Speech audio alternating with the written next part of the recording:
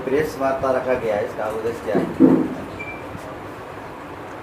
ठीक है, इसका उद्देश्य यही है कि आप लोग आए हैं, बिहार में बहुत बड़ा परिवर्तन होने वाला है।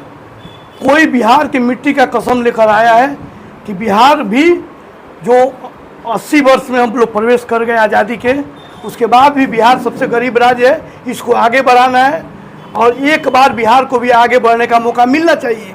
आप लोग भी मीडिया बंधु, जो इस बिहार की मिट्टी पर आप लोग का भी जन्म हुआ है, आप लोग भी बिहारी हैं, आप लोग भी कम से कम एक बार आप लोग को भी लग के बिहार में बहुत बड़ा परिवर्तन करना चाहिए, ताकि यहाँ के जो बच्चे हैं जो बाहर में जाते हैं, बेरोजगारी की मार झेलते हैं, इसलिए यहाँ अपने धरती पर अपने बाप माता अपने पत्नी के पास उनको रोजगार करने का मौका मिले, इसलिए बदलाव बहुत ज़रूरी है।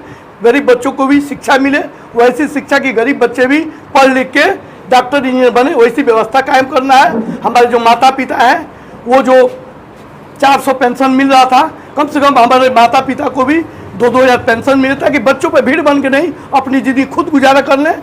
महिलाओं को भी कुछ राहत मिले, उनके रोजी रोजगार का देखिए अभी क्या है, 10-10 सौ रुपये जा रहा है। ये 10-10 सौ रुपये नहीं, ये रोजी रोजगार का कोई मतलब नहीं है। कम से कम 2 लाख से 5 लाख उनके जो रोजी रोजगार के जो साधन होना चाहिए, उस हिसाब से उनको लोन मिले, और वो भी सस्ता लोन मिले, इसका व्यवस्था करना है। और उससे भी अलग हट के ये कि जो किसान है, किसानों का आय दुगुना किसी ने नहीं किया, लेकिन जब जन स्वराज की व्यवस्था बनेगी तो उनके लिए जो किसान व्यापारिक फसल लगाएंगे, उनके खेतों में जो मजदूर रहेंगे, उनके मजदूरी का भुगतान भी मनरेगा से किया जाएगा। ऐसी व्यवस्था हो, बिहार भी आगे बढ़े। बिहार के जब प्रत्येक परिवार आगे बढ़ेंगे तो बिहार का जब प्रत्येक परिवार मजबूत होगा तो बिहार ऐसे ही आगे बढ़ेगा। ये व्यवस्था कायम करनी है। कोई आया है, ये जो बिहार की मिट्टी का कसम लेकर हम लोग भी उस मिट्टी में भागीदार बने, यही मैं कहना चाहूँगा। इस प्रेस कॉन्फ्रेंस का उद्देश्य यही है। एक बार जन स्वराज लाइए। बाबा साहब का जो सपना था,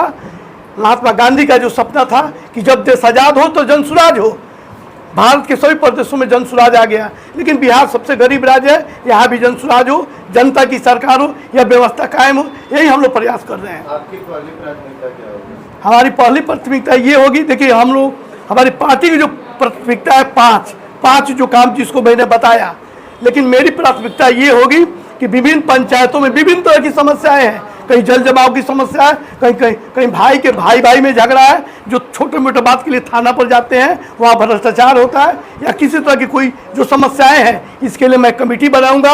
अब प्राथमिकता के आधार पर विभिन्न पंचायतों में जो समस्या है उसका समाधान प्राथमिकता के आधार पर कमेटी तय करेगी, अब मैं उसका समाधान करूँगा।